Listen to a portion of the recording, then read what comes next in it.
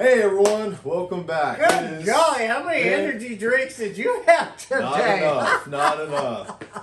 We're finally back. It's been about a couple months since we've done a video, but it's a new year, kind of new us, a little bit different, but a little bit the same. But either way, let's get back to the intro. So my name is Briggs, and this is my dad, Brett. For those of you who don't know, we're the two owners of Miles Pellet Stove, bringing you guys another pellet stove review video. And today, we haven't touched about this one on our string of review videos. This is the HP21 Pellet Stove from ComfortBilt. SS, which SS stands for stainless steel. It's the accent that goes around the door. Stainless steel, not super special? No super special. That's right. But we're real. You know, it's good that we tuned in. Here it is. But you know what? Over the last couple months, Briggs and I have been super busy, which is great. But on this YouTube, we've had so many people call us asking for advice and help. And we're doing our very best to get back to you in a timely manner. So thank you for viewing in. Yeah, thank you. Okay, so we're going to get to this. So, Briggs, this is unbelievable. So, trucking, logistics, everything. I get it. You get it. But here, this one came in here. Shabam. So, when you order a stove, really check the contents if you wish, or check the outer part. Make sure it's not damaged before you accept it. So we're going to open this puppy up, and then we're going to get into the HP21 SS by ComfortBilt. You ready? Yeah, I'm ready. Okay, let's do it. Let's do it. Okay, we're going to open up the box. You know what? Take your time. So Briggs will speed up the film. Maybe, we'll see. Maybe. Depends. We're just going to open up the box, and then we'll get into the stove. So, let's go. All right, let's do it. So yeah, real simple. When these things come in, take some scissors, pliers, whatever you need, just get them off. Good thing, boom. Top off like that. Really simple. Take it on down. Will it survive? See how she looks. And just like that, very easy to get to. Now, compared to some other stoves, and you know, not talking bad about other stoves, but sometimes with other stove packaging, you might have like some moving boards and everything you might have to take off. When you order one of these, pretty simple, straightforward, as you've seen, didn't take too long. So, as my dad's inspecting it, I'll kind of spin it around as I'll throw these to the side. Don't forget to recycle. And this is how it comes out of the box and what it looks like. And so, this is kind of the full-on, full picture deal. I'm trying to find the right words, Dad. You got to help me out. But basically, full picture deal. Let's go. So what we'll do, you know, Briggs, and look at this pallet. This thing is like no. But you know what? Right here, where it was shabam, I'm checking this area here, and it survived. So it's good. So see us in a minute. We're going to take it off the pallet, put it on the lift here, and then we're going to do the 360 for you, your friends, and your family. Family, good answer. Yeah, my brain's still working. Thank you. You helped me find the words. We'll be right back. All right. Okay, welcome back, friends. So here we go. Briggs, he put on the back control panel here, and it's pretty easy. When it comes together, this will come in the hopper, but he just attaches this to the back of the unit, and then there's a plug in here that's really easy. So go back right to the front. Come on to the front. Let's do it. This is good. So in the goodie box, I guess, here's your power cord. Okay. And here's a remote control. If you want to sit in your lazy boy, lazy girl chair, that's fine. Remote control comes with it. Great. So set that aside. I really like the manual. It's 8.5 by 11. And kudos go out to our friend John to put this together. Really easy to understand. Each page has color photos, etc. that will help you along the way. It's really cool. So we'll leave that there. So I think, you know, a lot of people wonder, I think, in my opinion, this has got the bay window, and it kind of resembles some of the old Whitfield stoves, like the Whitfield Advantage. It kind of has that bay style. It's got a little bit of action to it. I kind of like it. But anyway, this is the stainless steel I was talking about, SS, and that gives the stove a little accent. But you can get it all black or all charcoal or different colors if you wish, and that's all great and dandy. But the main thing that people want to know are these things, usually, and you can look it up on the internet. You can look it up on our website, milespelletstove.com. Okay, you get it. So, 44,000 BTUs. There you go. 40-pound hopper. It's not ginormous, but it's fair, and it will work for you, your friends, and your family, but you have other choices as well. 242 pounds. It's got some weight to it. It's a pretty good unit. Now, they say it will heat up to 2,400 square feet. Up to. It's got 5 heat settings, so you don't want to overwork your stove. So if you've got a house that's got a lot of retaining walls, high ceilings, things like that, you have to put it into consideration. Is up to 2,400 square feet, is this a big enough stove for your dwelling? So take your time or get a hold of us and we will answer your questions. So EPA certified? Yes. Fancy. Yeah, well, it's good. A clean burning stove, but the retail price, they're all over the place. And so $18.99 is what they go for. So there's your price point. You could shop, you save $50 here, $40 here, you know, you get it. But give us a call. If this isn't the right one for you, we will give you some options and help you along the way. So you want to go through it?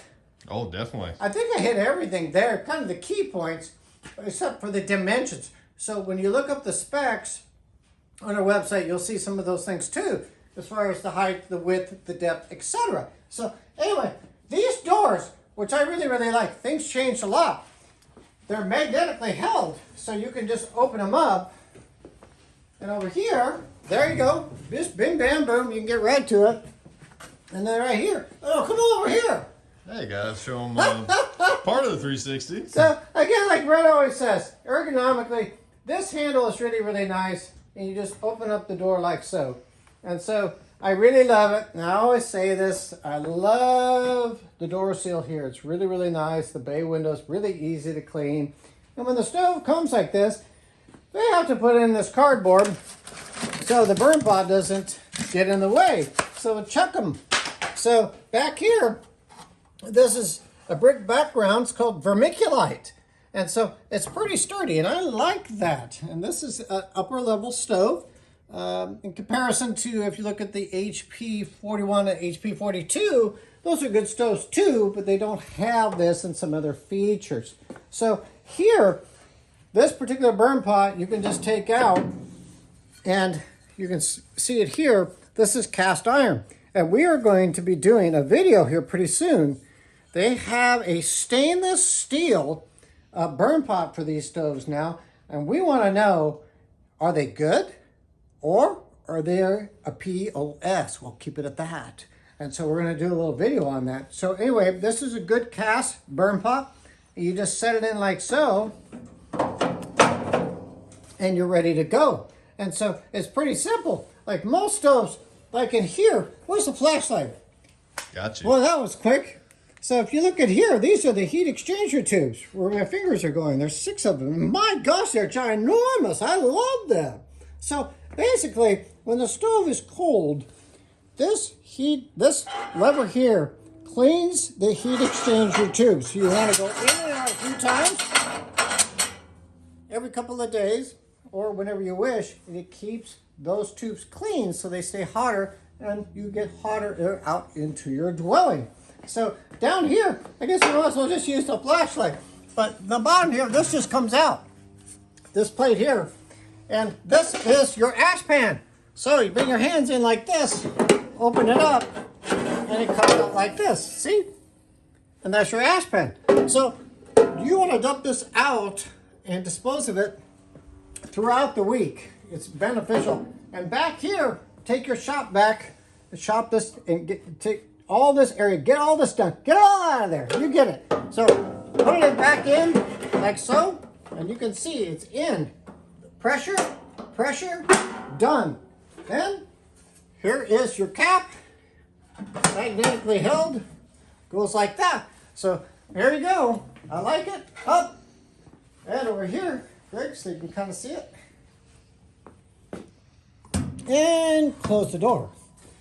So yearly, oh my gosh, I want to show people this because I think it's really, really important with some of these ComfortBilts is that a lot of times you'll clean out your pipe, your exhaust pipe, you clean out everything on an annual basis.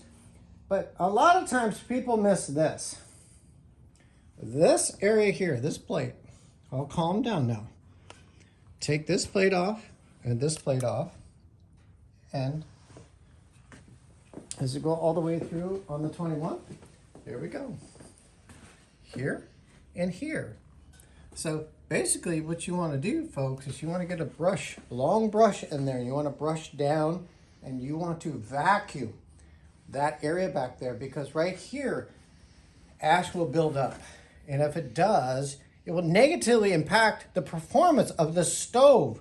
So here, even on the HP22, a lot of people call me and say, Brett, this thing is not breathing, it's not breathing. Right here, folks. And on the 22, 21's a little different, but you can see this is the exhaust fan. So if this area here gets clogged, this gets clogged, and this exhaust fan will not exhaust properly, and it will not draw air into the burn pot, which accelerates the flame. So these are key areas, Briggs. I think it's real important for everybody to see. Here, I'll just go from this side. This is your exhaust motor. I like them. This is a DIY, easy stove to work on, but you can have access to them, keep it clean. If you ever have to replace this fan, here we go. 1, 2, 3, 4 wing nuts, 2 power leads, and your ground, replace your new one with a gasket, and you replace your motor. You can do that at your home. Here, this is proof of fire or low temp sensors here. And so this is important. I like what ComfortBilt did. It's nice, it's kind of a bonus. Here's an extra one. So if this one ever goes bad, you can unplug your stove always before you do any maintenance. Take these 2 leads off, take them over here. And so that's kind of a nice thing. Let's do a walk around. Let's keep going. Come on, let's go. Let's go. Okay? So over here, it's pretty simple. This is a pretty compact unit, but if I move the wire harness over a little bit, right here is the auger motor where my finger is. And it's pretty darn good. It is self-contained and it's got a lot of torque. Now, if we go down in here, Briggs, can we see it? I use my flashlight in my hand. Right here, where my hand is, where my finger, this is the igniter. And right where my finger is there, all you need to do is unloosen this, pull the igniter out, unplug it, then replace the new one, tighten it down, plug it in, and you're done. If I may add. What? I think I noticed something. What? That is the Gen 2 igniter. So it seems like the trend is with the newer ComfortBilt stoves coming out today, instead of the Gen 1 starting out, they got the Gen 2. So a number of the ones we've been seeing have kind of a extra upgrade. Well, I do like it. You know, Gen 2, a lot of people, I think, hold with us a second. Just keep the film on the deal there. I'll see if I can get one. I'm going to just keep going, because when people look at Gen 1, they look at Gen 2, and they may not understand it. But I know I got one up in a box there. Good golly, this is like going over to the senior warehouse. Well, that's pretty quick you got that. Not too bad, but anyway, when we look at Gen 1, Gen 2, so originally, a lot of the ComfortBilt stoves came with this. This is called Generation or Gen 2 igniter. It is steel. That's Gen 1. Or Gen 1. I got you. It's been a long day. Thank goodness I got 1. my son here. But anyway, this is the one that most people use. But as time has gone by, it's really interesting. But this will be Gen 2, and just bear with me, because when people call me on the phone, they say, well, what's Gen 2? And it's the new direction. So Gen 2 looks like this. So I'm going to turn it so it's a hollow core igniter. And so it lights faster, in our opinion, and it lasts longer. So Gen 2. So yeah, I know, Briggs, you put it on our website, milespellstove.com. But try it out. If your old one, Generation 1, goes out, go with the 2, It's better, it's new, and improved. So I'll put that back in here and just put that aside. And one more tidbit, there is a Gen 3. We won't go too much in detail, but it is on our website if you want to know more. So well, there's options. We like doing options. The Gen 3 is very, very expensive. It's a quartz igniter, and you'll see it on a video. It lights up in like 20 seconds. But we haven't done enough testing to say go for it. But I know Generation 2 is what they're putting in the new ComfortBilt stoves, and I like it. I think it's kind of cool. I almost put that on the fire. Oh yeah, that would have been a fun that one. That wouldn't have been good at all. All right, back to the 360. Here we go, but I want to show everybody this. So here, this lever here. I'll squeeze in there a little bit. Right here. I'll get right down in here. Perfect. So I'll calm down a little bit here, but right here, and you're probably thinking, thank goodness, but you know, this is a preset damper that goes into the intake air tube right here. It's preset. So if you push this in, you're gonna get less air. If you pull it out, you're gonna get more air. It's best to keep it at the preset levels. If you need to make an adjustment, just remember, when you push it in, you're gonna get a little less air, pull it out, a little bit more air, but do it in increments. And once you find that sweet spot, set it and forget it. So here it is. This is the main motherboard, or the brains of the system. It's right here. And so if you ever need to change it, it's really, really easy. It's really nice. And so there it is. These are the main components of everything. And I think I want to show them this up here. I'm going to do it. Where this black wire is, that goes onto the fuselage where the auger shaft is. So if there is ever an auger or hopper fire, which is extremely rare, this sensor will cut off the auger from distributing pellets and your stove will shut down. So it's kind of a nice feature, and I like that. So if we go to the back. One more thing. Did you find that convection fan? Is it hidden? It's down low. Is a better view here? Oh yeah, there we go. It's down low. Little variances. So we didn't take this off, but down low here is your convection room air fan. And so, should we take that off? Should we take a break and just take it off and show them? Why not? We'll be right back with you. Okay, welcome back. So, anyway, we did a couple adjustments here because Briggs and I, we really want to show anything and everything that we possibly can for you, your friends, and your family. So, here, this is your main on-off switch. So you leave it in the on position, and on the control panel up there, it will illuminate and stay illuminated when you're using the stove. And right here is where you plug in the stove, which is the extension. It will plug in right here. Right in the center here, there is a fuse. It's really hard, but you can pluck that out. Unplug your stove. If you have a blown fuse, unplug your stove first. Then pull this out, and there is a spare one in there, and hopefully that will help you in the long run if that should occur. So if I go down a little further here, this is the room sensing probe. So if you are in room temp and you set the stove at a particular temperature, this probe detects the temperature of the room and helps in the thermostat. Is it the room temp or thermostat mode? How would we say it? Thermostat mode. Thermostat mode.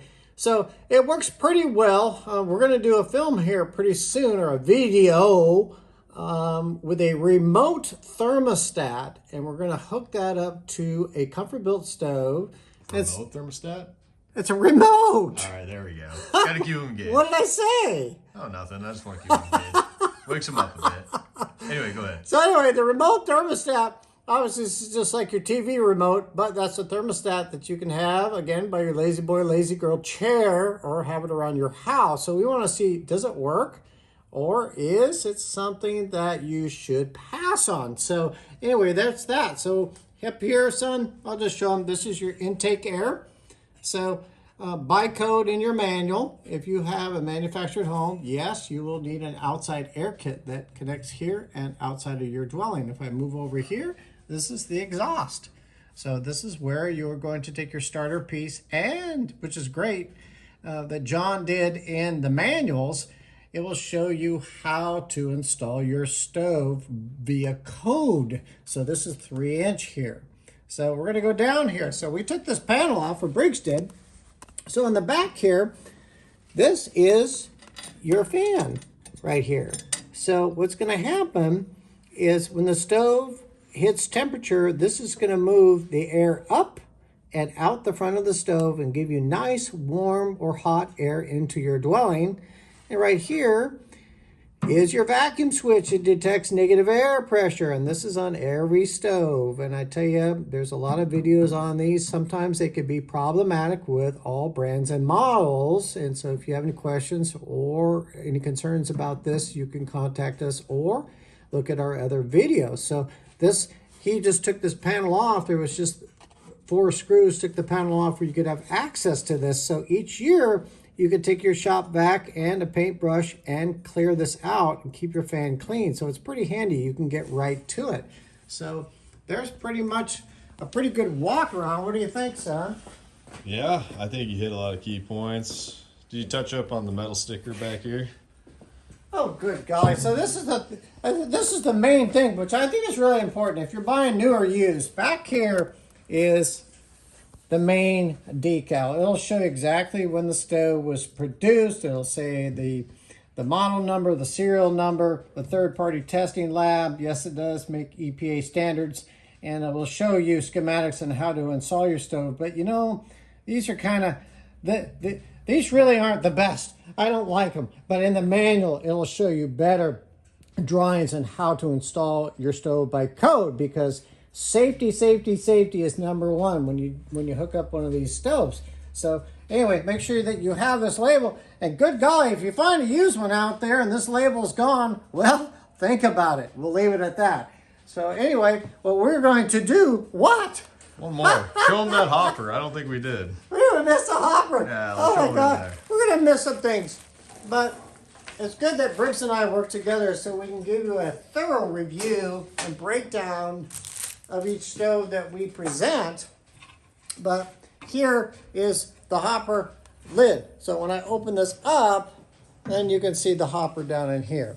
So I like the seals that it has, and it's got a good funnel system. And down below where my hand is right here, this here is the auger shaft. It's like a wine corkscrew. It's just gonna go up, and drop the pellets down into the burn pot. Right here, this is a hopper safety switch. So this lid needs to be down in order for the auger motor to distribute pellets. If this is up, the auger motor will not work. This is a safety feature, so it's kind of cool. If you don't like it, well, there's some ways that you can change that if you wish. I'll keep it at that. And you just shut this down. So it's kind of nice. And up here, you've got some design here, but it'll radiate a little bit of heat here, not lots, but it will do some. So it'll get pretty warm here, pretty much where my hand is, or my arm forward. It'll get warm, and obviously here where the heat exchanger tubes are, it'll get really, really warm and shoot or push nice warm air out into your dwelling. So at this point, we're gonna do a quick little tutorial on the control panel here, and then we are going to do one burn to show you how this stove ignites and starts fire, or whatever you want to say, until it gets going so you can see it in true operation. Because I think, in my opinion, you see these photos on the internet, they show this flame that's this big. Is it real? I don't think so. We're going to show you a real flame, which is nice, but reality and honesty are number one with Briggs and I. So we'll see you in a minute. Thank you. Okay, welcome back. All right, sounds good. So, hope you enjoyed my dad giving you guys the whole 360. And right now, I'm going to just do a very quick overview on kind of what the control panel looks like. So come on over here. So right here, this is the full control panel, how you can operate the stove and anything else. And as you can see, nothing's working. And I'll show you why. So even though we got it all up to power and everything else, remember when my dad was pointing out this part right here, the master control switch. So when we hit this, you're gonna hear a little beep. And if you come on up here, now this thing is sprung more to life. So let's go over a few things. So right up here on this top left, it's gonna say manual. That's one of the modes on the stove. You're gonna have 4 of them. You'll have manual mode, temp mode, weekly mode, and thermostat mode. So real quick, you saw how I'm hitting this button right here. This is the button to switch between the 4 modes. So manual mode, this one's the most simplest one. It's basically your on and off button. Here's the power switch. If you turn it on, the stove's gonna keep running until you hit the power button on or off, and then it's gonna go in the shutdown. So very straightforward. Hit it on, adjust the settings right here for the temperature, up and down arrows. So you have the heat temp between 1 and 5. And when you're ready to have it stay on that mode, just keep it there. And when you're ready to cool down, just hit off button. Very quick and simple. Temperature mode's a little different. As you can see, we have another number right here. This number says what the temperature probe that my dad pointed out earlier is measuring in the room. So it's cold out here in Oregon. It's January. We got 45 degrees in the shop. Right here, this is where the temperature mode is set. Do you think they feel sorry for us? 45 in the shop. Now, I talked with somebody from Virginia today and needs some help. 4 degrees. Hey, I'm just saying, some people it's very cold in other states. Other people, I don't know, it's a lot warmer. We're here to help.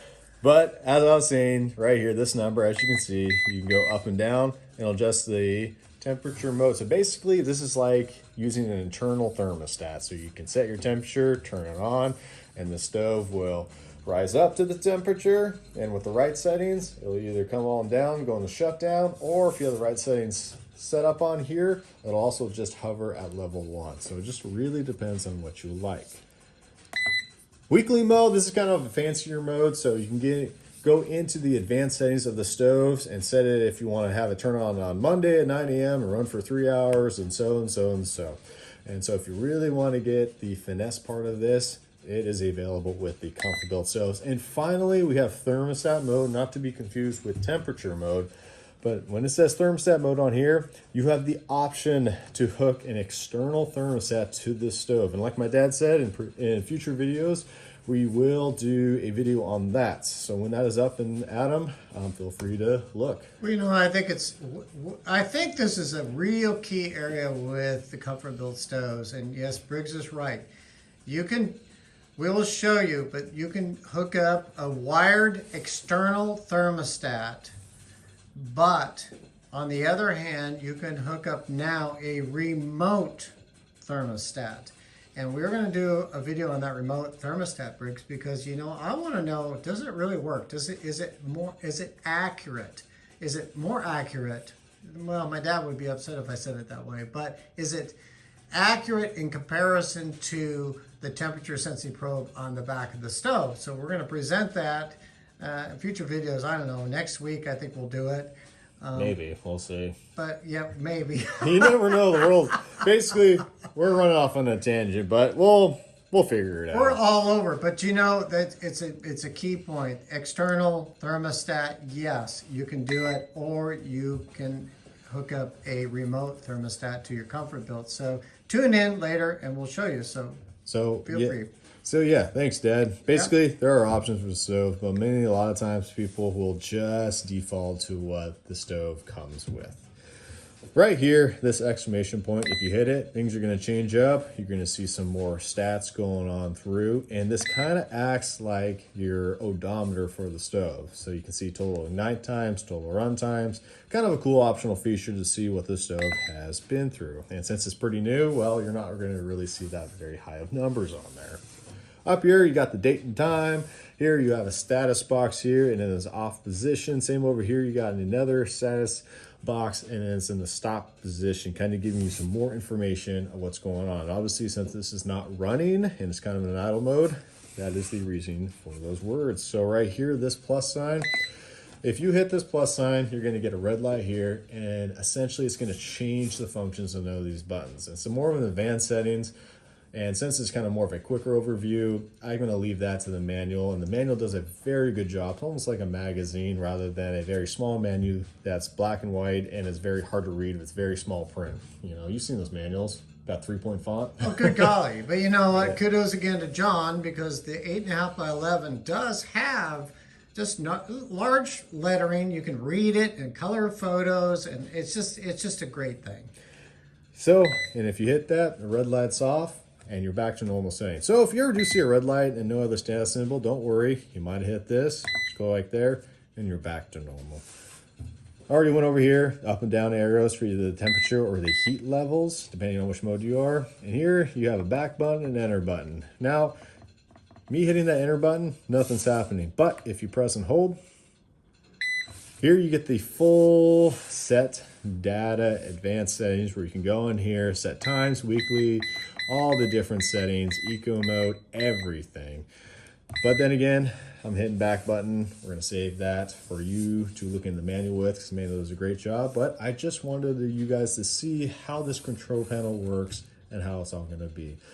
And just a quick, well, run through. So on the next scene, my dad and I were gonna go through the test fire and all that. But essentially what will happen is when you are looking at this control panel and you're ready to start in manual mode, you're gonna hit this. I'm gonna show you real quick. So if you hit this, you're gonna notice a flame shows up. It's gonna say igniting and on. And you can hear the fans going. As you can increase in heat level, the flame gets darker. And if you lower, it gets lighter. So real quick, that is what it's gonna look like when you turn it on.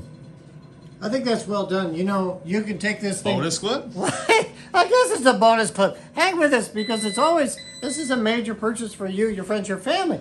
So you can take this thing to the moon and program it and make it to your liking.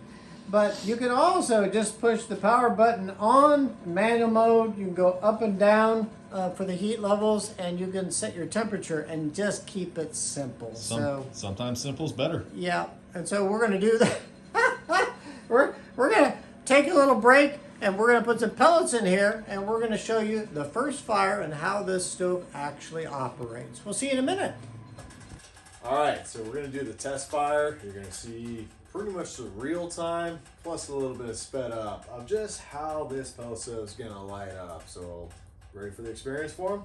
Yeah, let's do this. Just light this up so you can see how it operates, and hopefully it's the one for you, your friends, and your family. If not, then there's another one for you. Ask us for help, and we'll be there for you. So let's do it. All right, sounds good. Okay. There we go.